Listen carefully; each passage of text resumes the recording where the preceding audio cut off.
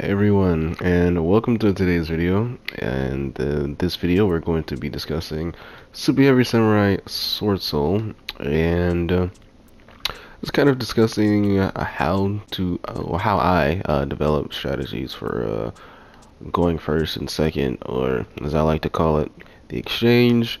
It's just basically developing a one con, just kind of based on what you have to work with in your hand. Um, We're also just gonna break down the cards into categories to just make it a little bit more digestible, easier to understand. But uh, honestly, I kind of just want to go into kind of where I've been, why I haven't been uploading as much lately. Um, I don't play as much Yu-Gi-Oh anymore, mainly because this nightmare card right here. But also just the game hasn't been that fun recently, and I have most fun definitely playing with Sword Soul, and Sword Soul hasn't been too great. But I finally landed on a version that I'm a little bit more comfortable with, so I have been playing a lot more of this recently. Other than this, though, I have been experimenting with Infernoble. Been following this guy on YouTube. His name is Just Relax Gaming. Definitely go check him out. He is absolutely awesome. I've learned a bunch from him. This deck is just awesome. I absolutely love it. Um, I will be discussing this in a similar format to this video in future, but I'm not sure when that video is going to come out. Hopefully soon. But right now, I kind of want to focus on breaking this deck down and probably doing a few gameplay videos with this. As for why Sword Soul really isn't too strong right now, this meta definitely requires you to have a lot of good hand traps and starters. And we have limited starters and space for hand traps. So, not really the best choice deck-wise. It's just a lot of decks, especially like Snake Eyes decks, and then we've got like Yubel, Inferno, maybe Purely, I'm not sure. There's Tenpai right now that doesn't really fit into the category of what I'm talking about, but yeah, there's a lot of decks right now build really powerful boards, and without hand traps or even like board breakers, you can't stop them. And even with board breakers, they can play through board breakers, which is really ridiculous.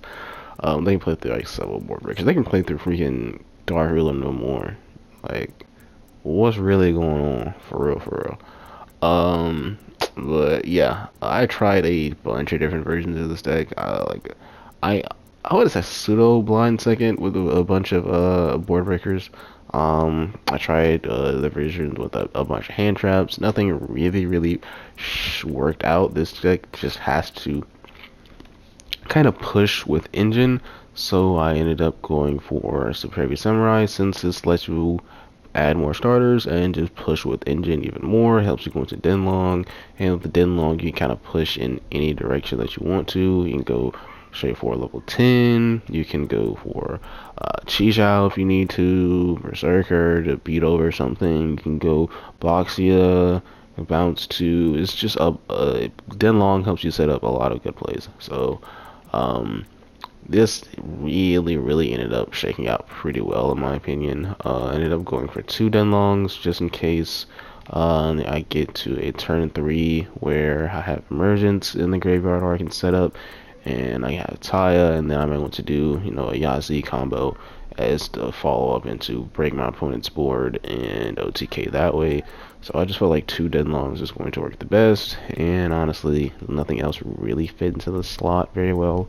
I tried Chaos Angel, and I tried Psychic and Punisher, and I tried Excel. I think that's the name of the Excel Stardust, the one that goes to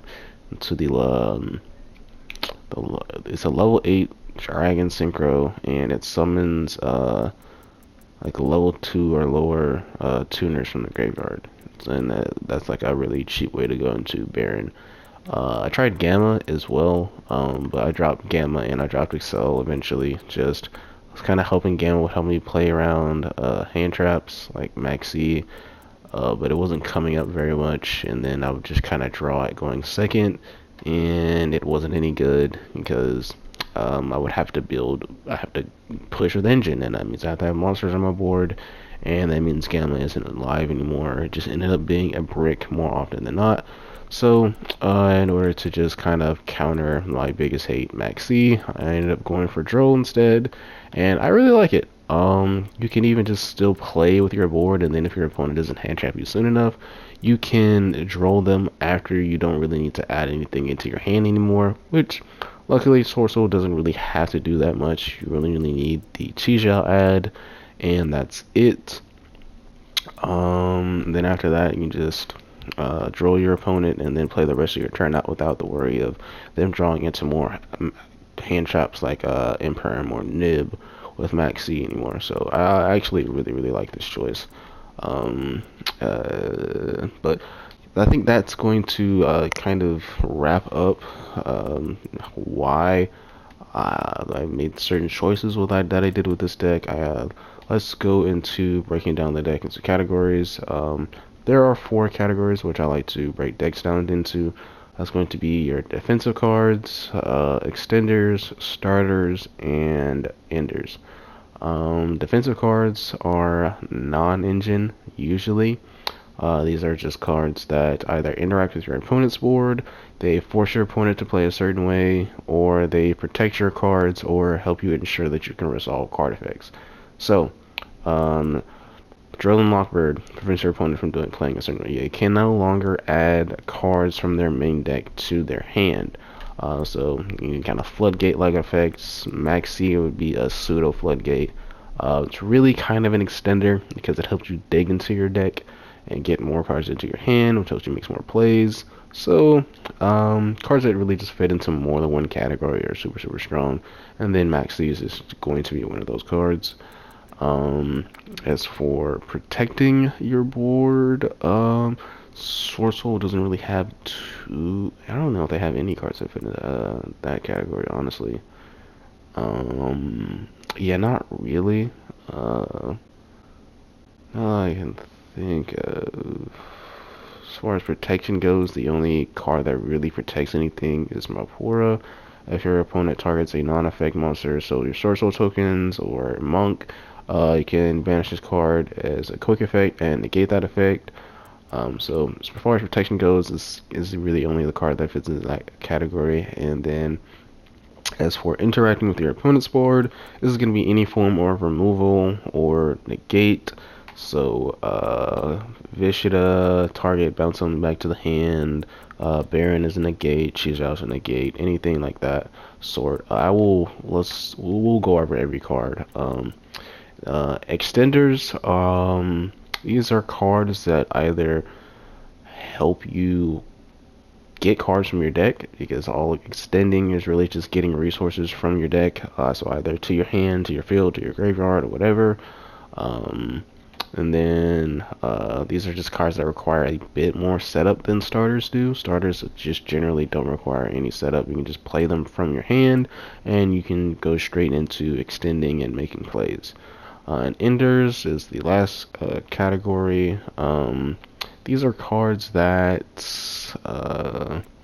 really don't have a lot of follow-up. They can, depending on the hand, depending on the game state, but generally speaking, they just plop onto your inboard, either with the goal of like setting up either some monster, or they're just like an inboard piece like Protoss. We'll kind of go into every card and why they fit into each category. Starting with Droll, as I said, it's a hand trap, forces your opponent to play a certain way. It's going to be a defensive card. Next up is Super Heavy Samurai Soul Horns. It's a garnet, helps you make plays. It requires a bit of setup. It's going to be an extender. Teeny Spirited Hara. This helps you recycle cards, and it's a level 1 tuner, so it's going to be a extender as well. Just doesn't do anything really on its own. Maxi, pseudo defensive card, mostly an extender though. It's also a hand trap. Jiaotu. I almost said Jutu. I don't know who Jutu is. Jiaotu, Darkness of the Yangzing. This is another Garnet. It is a Yangzing. It is a Worm Tuner. It's level 2. Definitely a Garnet though. We're only running it because it helps our engine work. Super Heavy Samurai Motorbike. This is going to be a starter. It really only searches Wakushi. But other than that, I mean, Wakushi just so happens to be full combo, or just one card Baron. So this is going to be a starter. Next up is Ash Blossom. This is a hand trap. It stops your opponent from interacting with their deck, so they can't add any card from their deck to hand, they can't special summon from it, and they can't send from deck to the graveyard. This can negate any one of those 3 effects. Ash Blossom is going to be a defensive card. Swanee, Fire the Yingxing, another Garnet. It's a level 4 Worm. It's decent in the deck. Teeny Spirit Mephora, kind of discussed it already, but it is a defensive card. It helps protect your non-effect monsters. Swordsoul of Mo Yi. This is going to be a starter. You can just normal summon this from your hand if you have a wire monster in your hand. So you just draw for turn, or you draw at the beginning of the game, and it doesn't require much setup. That's just how the game works. So this is going to be a starter. Definitely a 3-0. Generally speaking, most starters, you want to run as many copies of those cards as possible. That's why you're going to see we have 3 copies of Motorbike, 3 copies of Muyi, 3 copies of Ecclesia, Emergence, and Wakushi. Generally, you want to see starters every single game. Next up is Taya. I would say this is a starter, but it requires just a bit of setup. So going to be a extender, nonetheless a really strong extender. Helps you get into a level 8 synchro, and then helps you foolish a worm from your deck to the graveyard, so you can get into further setup and into further plays. Incredible Ecclesia the Virtuous. This is going to be another starter. It searches either any Swordsoul of it special summons any Swordsoul monster from your deck essentially, and it's really strong going second because you can special summon it from your hand if your opponent controls more monsters than you. It's also a level 4 tuner. Got to love those in this deck. Really good card. Definitely would prefer if it was a Swordsoul monster, and would be considered probably the most broken card in the deck then, but nonetheless they had to nerf it somehow. Next up is Swordsoul Strategist Longwan. Not a starter, not an extender, nonetheless still a 3-of.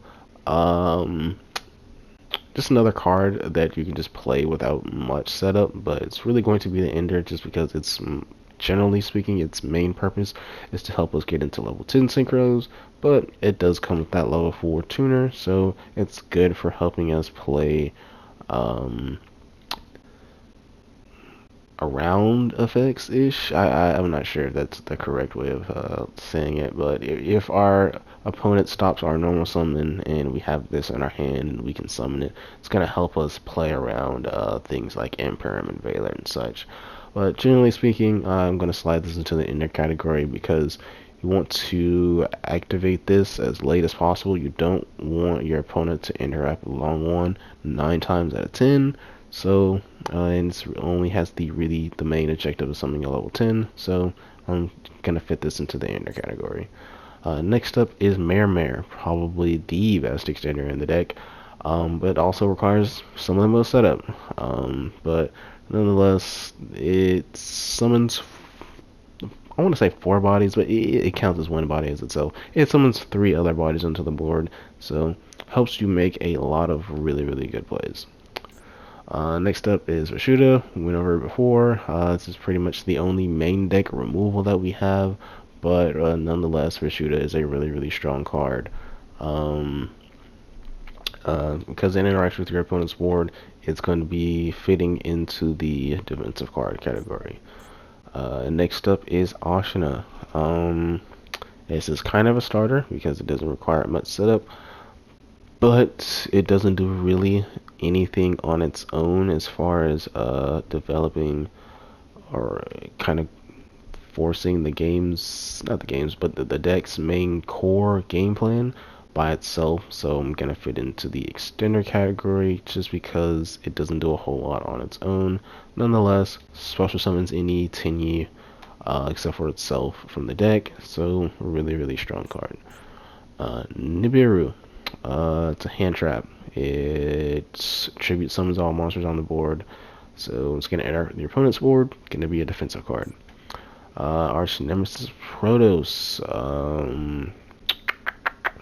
definitely a defensive card. Also kind of an ender, as I was saying before. Doesn't really have much follow up after you summon it, but it has the effect of declaring an attribute, destroy all monsters with that attribute, and then neither player can summon that attribute until the end of your opponent's turn. So this is going to be a really strong floodgate-ish card. It's nonetheless defensive category. I think that wraps up monsters. Oh no, it doesn't. I forgot. We have pendulum monsters as well. Wakushi, one card Baron. So pretty much a starter. Only thing you really have to be careful about with these cards is having spells and traps in the graveyard. So you kind of want to activate these before you do any of your other cards. But as long as you can maybe banish those cards from your graveyard. So really the only acceptable card I find to activate before my Superior Samurai cards would be Taya. Not Taya, but Emergence and Emergence, as long as I have access to Taya. But yeah, no, this is definitely another 3 of. It's a starter, really strong starter, and it makes the Super Heavy Samurai engine work in this deck. Next up is the Frinu, another Yangzing Garnet. Really tough decision on whether or not to run this card, but it kinda helps the one card Baron combo work. Sort of. You can do it without it, but it makes the version that you run in this deck is definitely more so worth it, and then it helps you save Swanee for the Yazi combo instead. But it's definitely not necessary. This card's definitely cuttable, I would say. I don't know if I've already done a Superior Samurai. I don't think I've done a Superior Samurai Swordsoul video combos on my channel yet. I think I recorded it, but I think I scrapped it. I think I scrapped it because I ended up losing. I think I ended up deleting one of the videos, and then I was like, this doesn't make sense. I'm missing some combos. I don't know. Maybe I'll do that video in the future instead. I definitely didn't like it at first. Not having being able to activate spells and traps was not working at first, I'll admit. But after I went to Droll and cutting Called By, yeah, I had to cut Called By. It's just not being able to counter Maxi the way I wanted to counter Maxi. Was not really working with the Superior Samurai cards, but nonetheless, I'm running as a Frino in this version. It's definitely the most cuttable card in this version, though. It's a Garnet. It's an extender. Benkei, it's a Garnet. It's an extender. Vessel of the Dragon Cycle. This is going to be an extender. Like I was saying before, I think near the beginning of the video, any card that's searches, it just helps you get resources from the deck, is kind of either going to fit into starter or extender category, but then again, all starters are kind of extenders, if we're being honest. But Vessel, this lets you foolish any Wyrm, and then if you control a non-fake monster, add any Tinny to your hand. Definitely one of the stronger cards in the deck. Going to be a solid one of. Don't always want to see it, and then it's going to have trouble with your Superior Samurai cards as well if you can't get this out of the graveyard. Emergence, starter, definitely one of the better cards in the entire deck. Searches a Swordsoul from deck to hand, then if you control a Synchro monster, add any Wyrm instead. Absolutely love this card. I pretty much wrote out for Wyrms. Sacred Summit. Searchable Monster Reborn, Extender. Crossout is a defensive card. This is our counter for hand traps. Heavenly Dragon Circle. This is going to be an extender slash defensive card. Quick effect. It's a quick effect, so you can tribute any wire monster. If your opponent tries to imperm or target one of your normal summons, you can tribute it and search another wire monster from your deck. This is going to help you make sure that those effects kind of resolve. So it's an extender because it searches, but it's defensive because it helps you play around targeting effects. Next up is Blackout. Any trap is going to be a 9 times out of 10. I can't think of any traps off the top of my head that don't fit into the defensive category. Most traps either force some sort of game state that doesn't allow your opponent to activate things like floodgates, essentially, or they interact with your opponent's board somehow, like Blackout, targeting and destroying. Usually, they aren't extenders, I want to say, but some are. Like Blackout, if it's banished, you can summon a Swordsoul token, so it ends up being a extender as well, which is a very nice bonus. Helps us play around a lot of things. Next up is 9 Pillars. This is a good example of a trap just being a defensive card. It's an Omni Negate. That's all it does. Also very cuttable, but it makes the Yangzing engine a little bit stronger, so I find it worth running at the end of the day. Next up is our extra deck. Let's just get this done. And Dan Long, first of the Yangzing, is going to be an extender. It searches on summon. It can foolish one from the deck to the graveyard. It level modulates with this effect, and then if it leaves the board, you can special summon a Yangzing monster from your deck. Super good extender. Next up is Yazi, Evil of the Yangzing.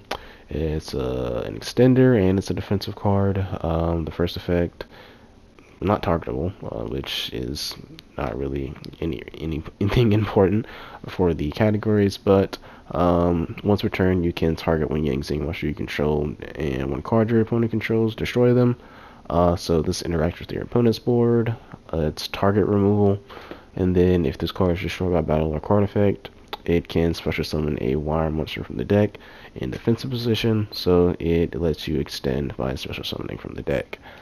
Next up is Box the Brightness, another defensive and extender card.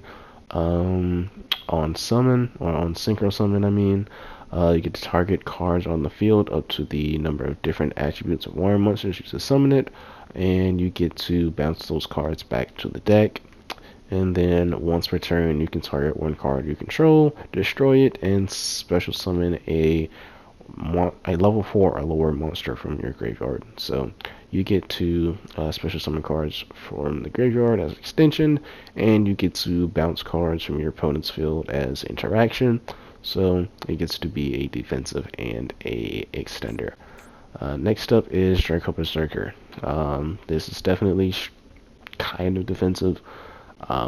This is one of those cards that also just kind of works offensively, which this is just not a category I consider. I feel like defensive just covers any offensive moves you can make. It's just interacting with your opponent's strategy.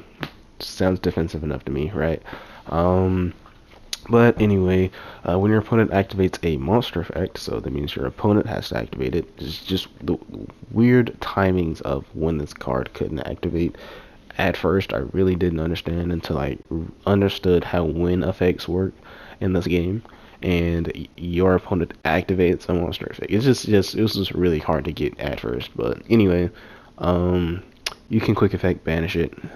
So interacting with your opponent's cards, defensive. And then the second effect, if this card destroys an effect monster, it can gain its original attack and make a second attack during that battle phase. Well, a second attack on another monster during that battle phase. So helps you clear over big monsters and do a lot of damage. Next up, Chizhou, another defensive extender. On Synchro Summon, you get to either search or banish a Swordsoul card from your deck, and then it has the quick effect of banishing a Swordsoul card from either your hand or graveyard to target negate one monster on the field. Next up is Chaofeng, Phantom of the Yangzing. This is defensive. It has a floodgate effect. When this card is synchro summoned, your opponent cannot activate the effects of the Yangzing monsters used, or can't activate monsters with the same attributes of the Yangzing monsters used to summon this card. So it has a floodgate effect. It forces a game state, forces your opponent to play a certain way. It's going to fit into the defensive category. And then it has two extender effects. One being if this card is destroyed and sent to the graveyard, you can add one tuner from deck to hand. This lets you add things like Ecclesia or Ash Blossom. Or I guess you can also include Motorbike now and Wakushi, since this deck has more tuners now. I guess Mirror too, but I don't see any reason to have this in your hand. It'd be better off in your deck. And then last but not least, well, maybe I take that back. Last and least favorable of the effects. Once per turn, when a monster your opponent controls is destroyed by battle or card effect, you can special summon a wire monster from your deck with the same original attribute as that monster in defensive position. If it wasn't defensive position, this effect would have been nice. But that holds it back so much. Next up, Bear in the Floor. It has target removal. That's defensive, and it has a negates, another defensive effect. Oh wait, it does have the last effect, which is an extension, sort of. During the standby phase, you can target one level 9 or lower monster in your graveyard, return this card to the extra deck, and special summon that monster. I often forget about that because I almost never use it. Okay, next. Sovereign Qingying. Definitely fits into defensive. It has non-targeting removal, and just changes the board state. It increases in its own attack for each banished card, and then your opponents lose attack and defense based on the same amount. A bit of a weird effect to fit into the defensive category, but since it changes the board state, I guess it fits into the defensive category. Definitely a weird one to fit in there though. Next up is Keijing Longwan. The first effect is an extender. It helps you get cards from the deck. If a wire monster is synchro summoned while this card is on the field, you can draw one card. Next, once per turn, if your opponent special summons a monster, you can banish it and do 1200 damage to them. And also, if your opponent activates a spell or trap, you can quick effect banish it and do 1200 damage again. I absolutely love this card.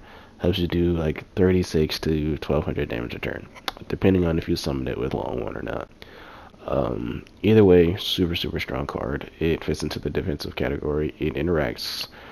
Both of those last two effects interact with your opponent's cards. So next up, Monk of the Tinyi. It's a Garnet, so you just kind of run it to help your Tinyis work. Doesn't really do anything else. It is a non-effect monster after all. Shaman of the Tinyi. This card fits into the defensive and extender card. It is can special summon a wire monster from your graveyard by discarding one card. So it's gonna help you extend.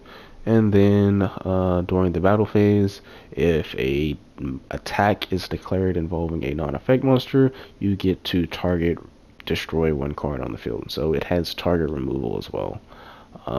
Definitely usually not used for the defensive aspect of it, but it is there, and that's part of what makes this card really good.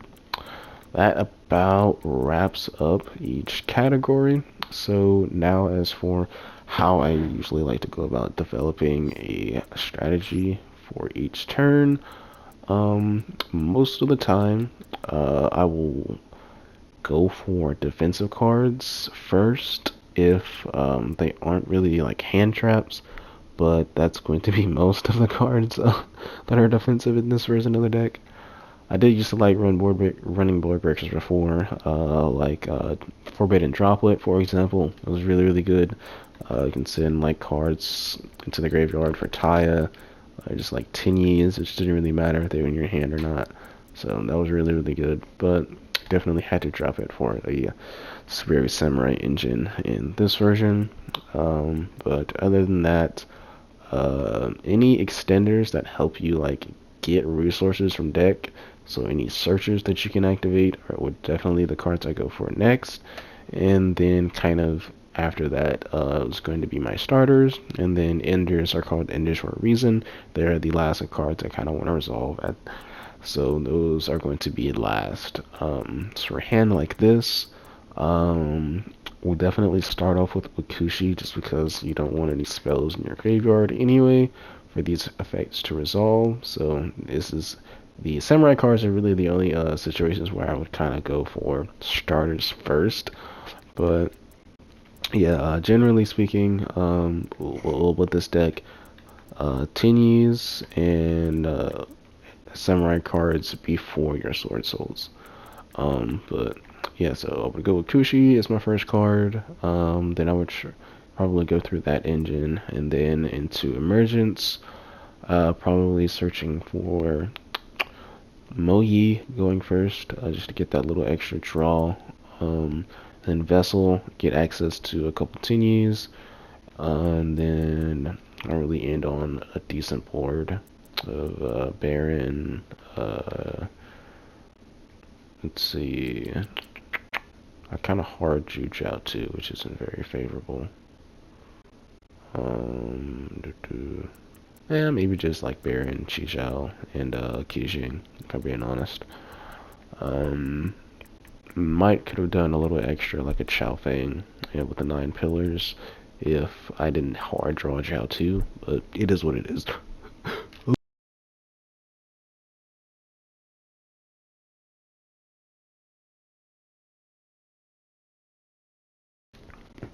Alright, sorry about that. I had to sneeze. Back to where we were. Another hand. Hoof.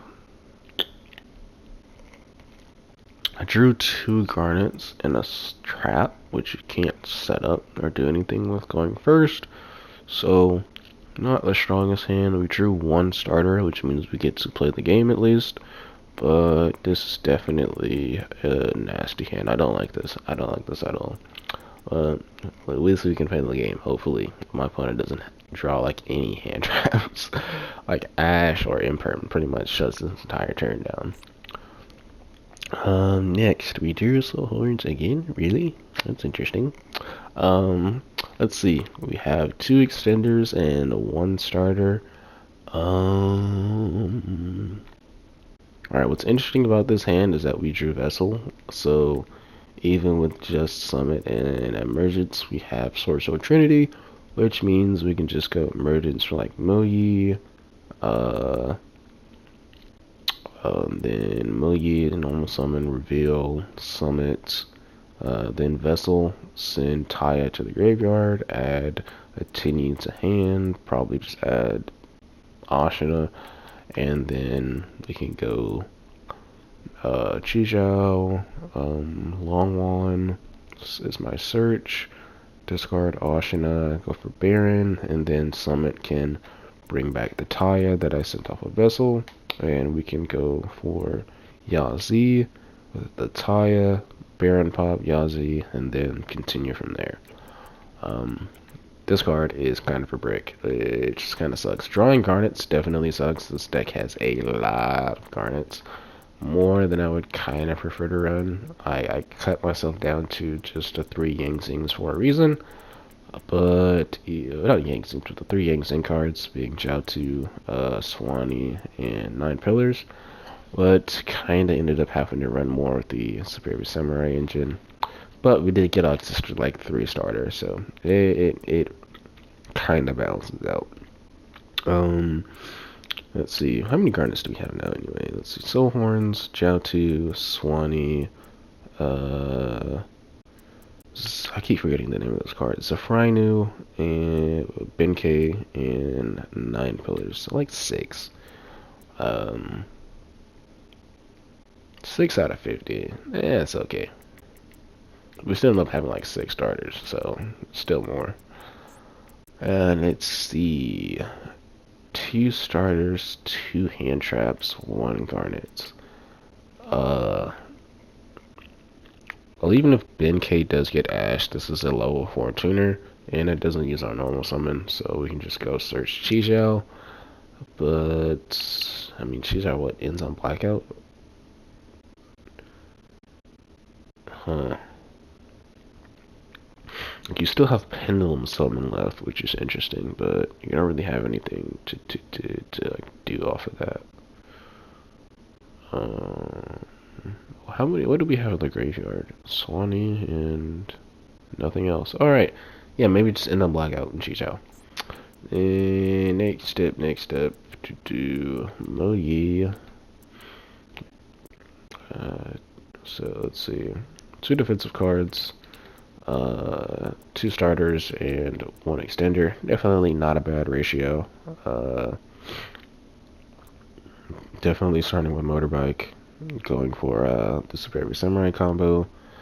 Just kind of bait any interaction that we can if your opponent has any. If they don't, that's a free Baron. And then we can go for the Moyi and our Swordsoul combo of Chixiao and level 10 Synchro. So Keisheng, since we already have Baron. Definitely not too bad. And we have Blackout and Droll and Lockbird as more disruption. Definitely pretty solid. Let's just see what we would have drew. Ooh, I kind of like that. Definitely too much on my board to be kind of trying to go into Yazi combo, so I wouldn't really say go for that. But maybe if you don't really mind, you could go Draco Berserker instead, or just save it for follow-up. That's gonna probably wrap up this though. I kind of want to maybe do like some gameplay videos as for follow-up for this, so maybe look forward to that. But other than that, hope you guys enjoyed. If you have any questions, let me know in the comments, and I'll see you in the future.